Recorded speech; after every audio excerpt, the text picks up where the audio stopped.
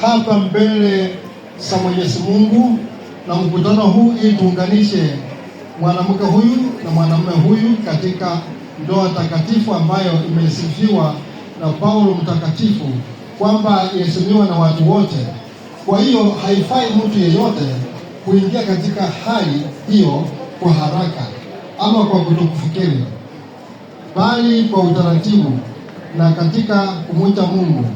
Watu hawa wawili wataka sasa kuingia katika hali hiyo takatifu, na mtu yeyote akiweza kuonyesha sababu ya haki watu hawa.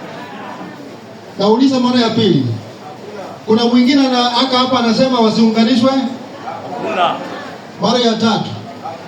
Hakuna. Kama hayuko na nyamaza milele.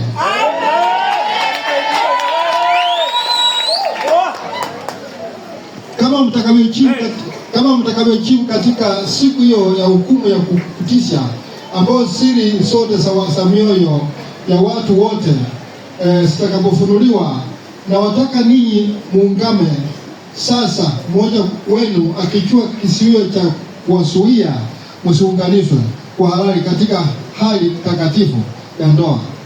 Kwa kuwa chueni sasa kwamba watu hawaunganishwao kwa njia isiyoamriwa na neno la Mungu hawaunganishwe na Mungu, kisha ndoa yao si halali.